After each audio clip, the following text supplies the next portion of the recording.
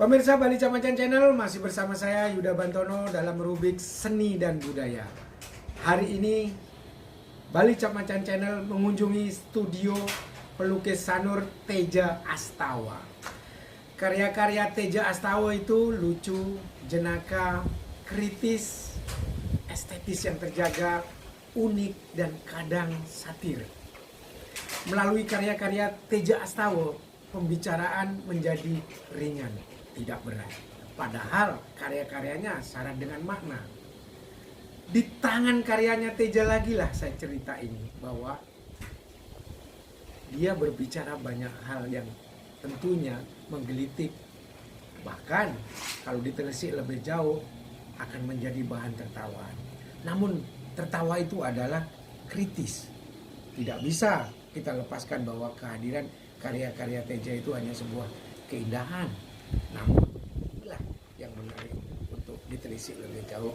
Dan hari ini saya akan bertemu dengan Teja Astawa. Teja Astawa, apa kabar Bro Teja? Baik.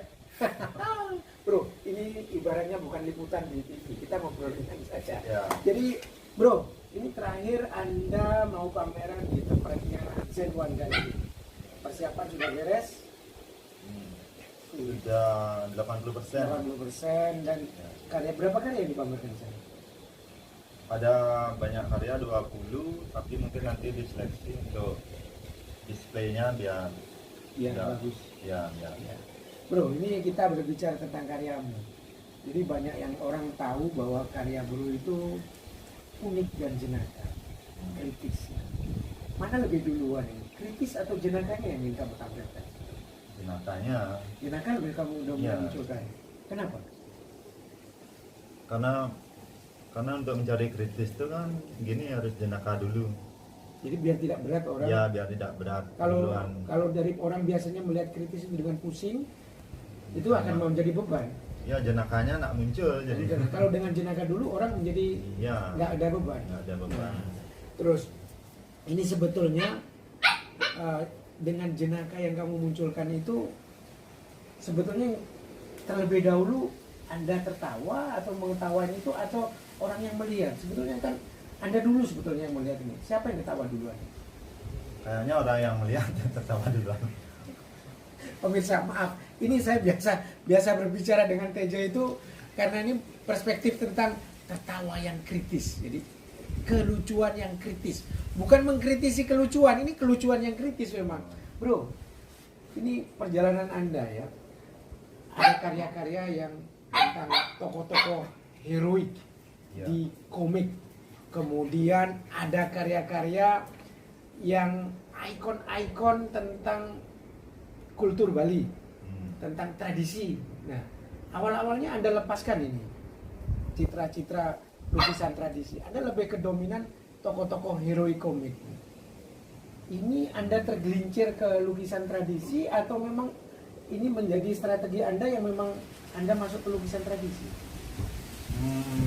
Ya ini tergelincir Kak. Katakanlah saya tergelincir ke ini apa namanya tradisi Ya. dan mungkin karena pengalaman waktu kecil itu banyak dipengaruhi oleh tokoh-tokoh hero itu, Iya.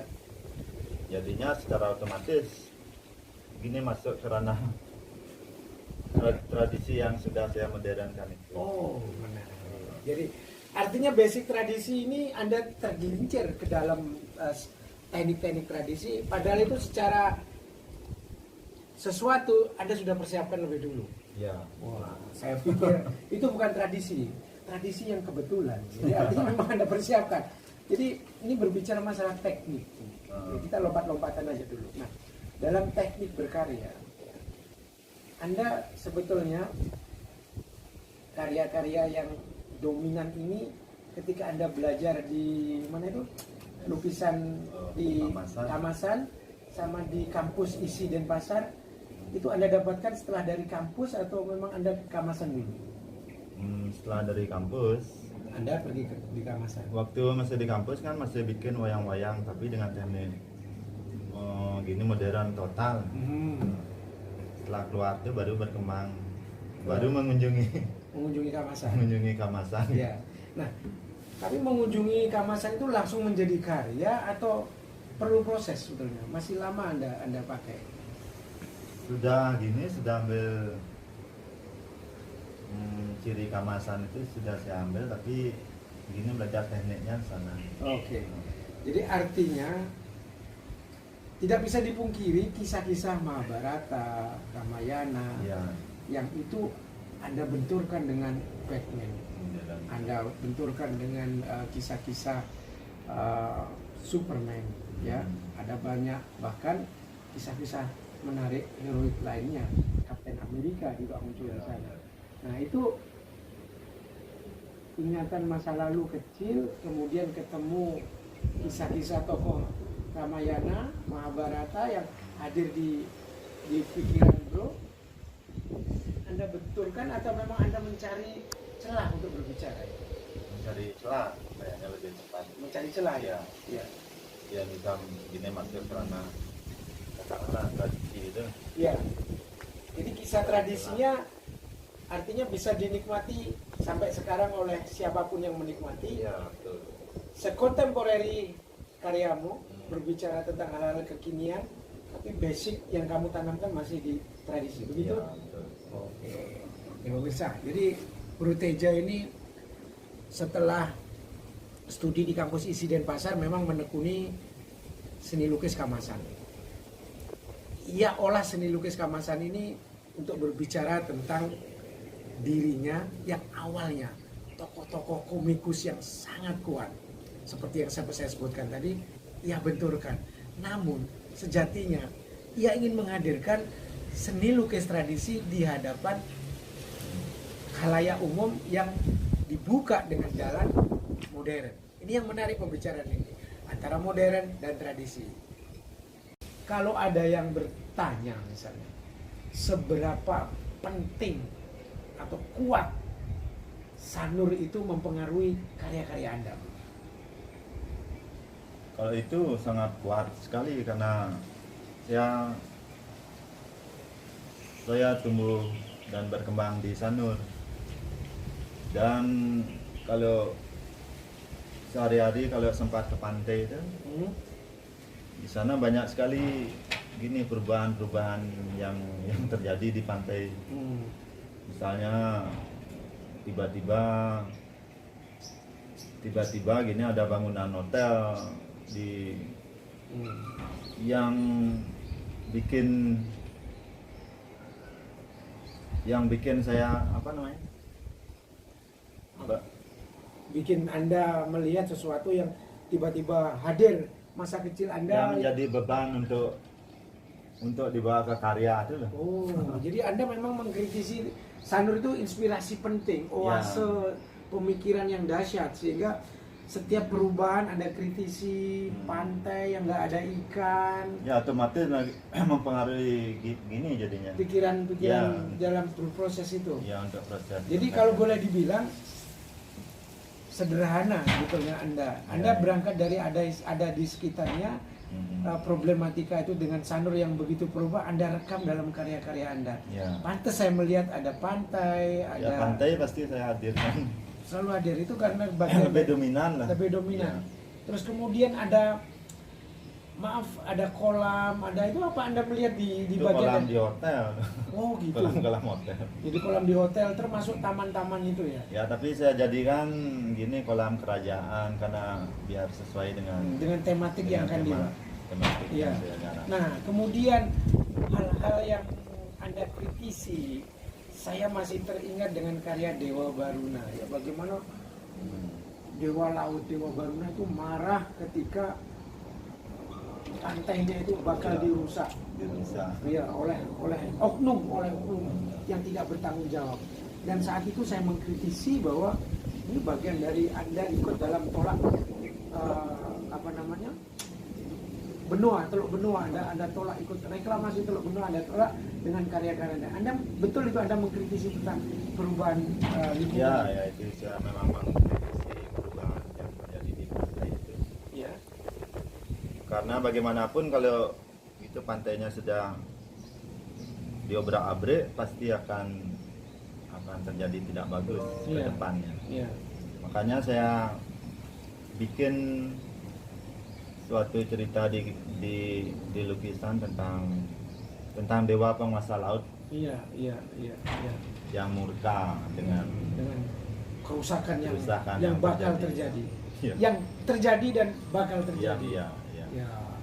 Jadi pemirsa, betapa Bro Tejo ini luar biasa sebagai orang Sanur yang mengkritisi tentang perubahan lingkungan, perubahan Sanur yang dulu sangat betul-betul natural, yang sangat sedikit sekali bangunan-bangunan hotel. Masa lalunya terus dia ikuti, ia merekam perubahan-perubahan itu dalam karya-karyanya. Hebatnya lagi, Bro Tejo menghadirkan perubahan itu dalam narasi-narasi yang ia hadirkan dalam kisah-kisah pewayangan. Saya baru tersadarkan bahwa sejatinya kolam-kolam itu adalah kolam-kolam yang ada di hotel, yang dipindahkan dalam kisah-kisah hotel. Iya.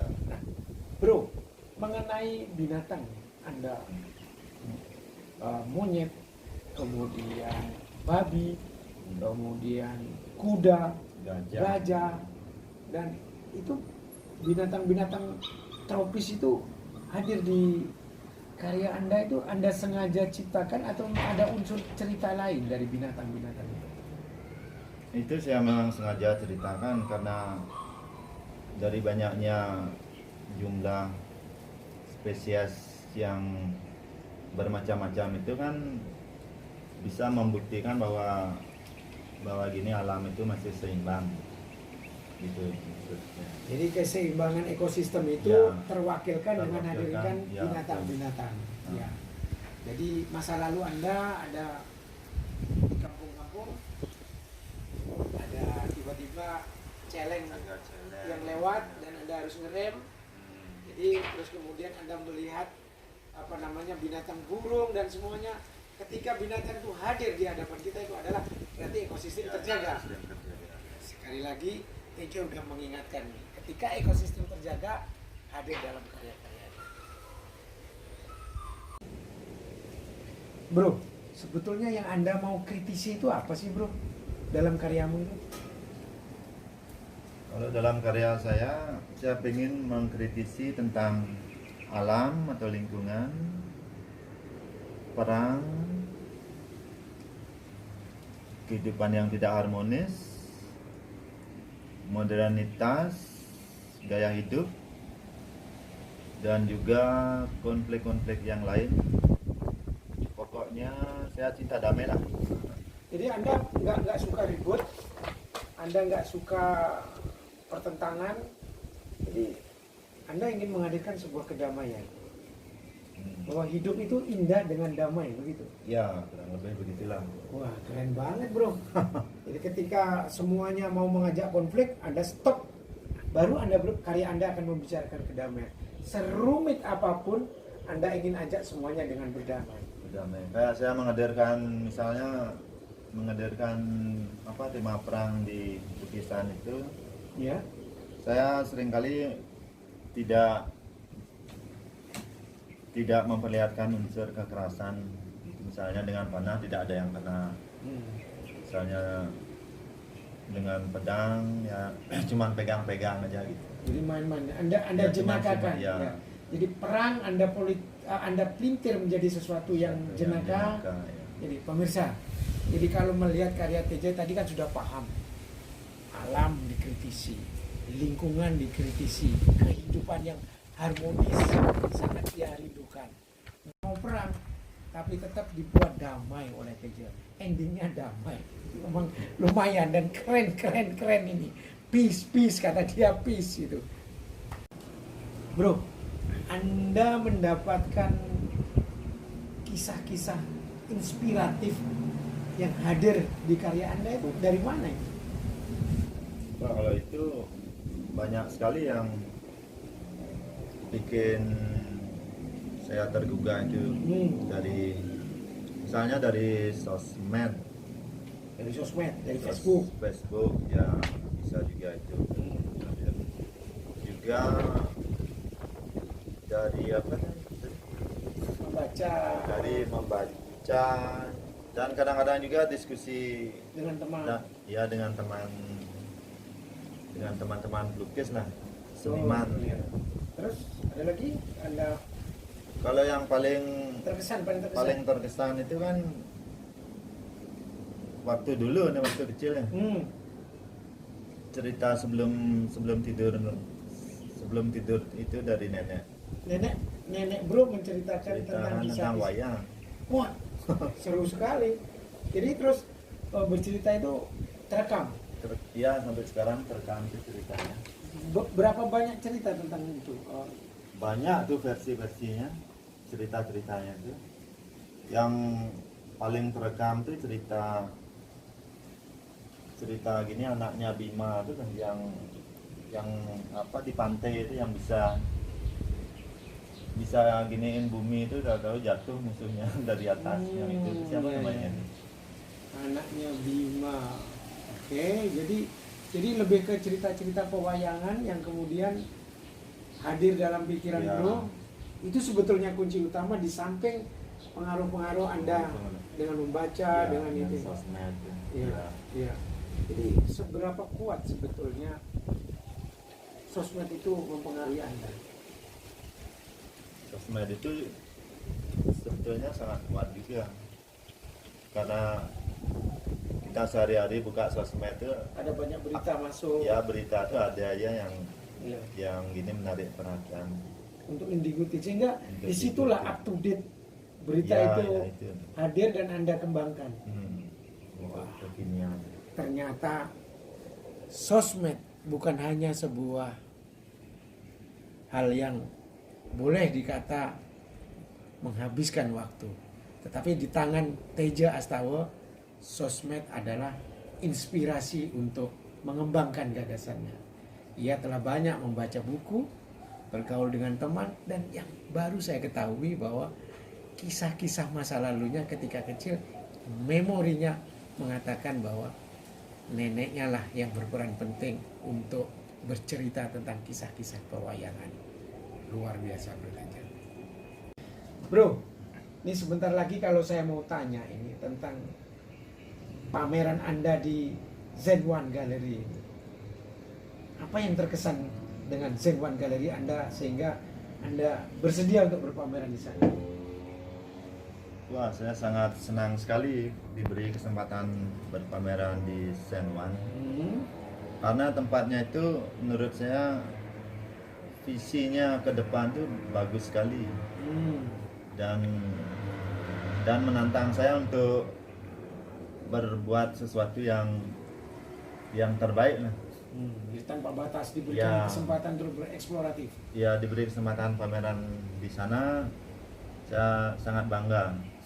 Wah, itu keren. Jadi pemirsa, tanggal 11 September mendatang, Bro Teja Astawa ini akan berpameran di Zen1 Gallery yang ada di Jimbaran, ya, dekatnya airport. Jadi ini sebuah tantangan bagi Bro Teja yang dalam kurun waktu yang sudah lama tidak pameran tunggal.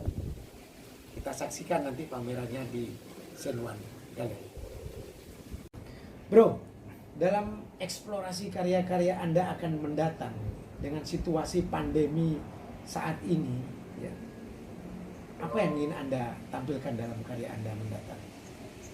Waduh, untuk itu saya kayaknya gini, apa namanya? Sekarang ini udah banyak sekali yang bergumul di kepala itu apa? Ingin disampaikan? Ya, ingin disampaikan, tapi masih proses, ya, perlu proses. Iya. Jadi COVID ini membuat Anda merenung untuk sebagai gagasan untuk menyampaikan, atau COVID sendiri ingin Anda sampaikan di dalam karya ini? Saya sudah bikin tapi belum final tentang COVID yang nanti akan Selesai. nanti akan saya selesaikan juga ya, Jadi tentang COVID. peristiwa COVID-19 ini juga menjadi sebuah pesan yang Anda kritisi dalam karya Anda. Ya, Pemirsa, jadi tahu kan sudah betapa Bro Teja sangat up to date mengikuti perkembangan kekinian. Pandemi COVID-19 pun ia hadirkan dalam karya-karya terbarunya. Saya sangat penasaran, setelah ini saya akan melihat karyanya seberapa menggigit tentang memori keadaan yang sangat susah ini dalam kehadiran di kanvasnya. Pemirsa Balicak Macan Channel, bincang sederhana, bincang yang sangat menginspirasi dengan Bro Teja, memberikan sebuah semangat buat saya.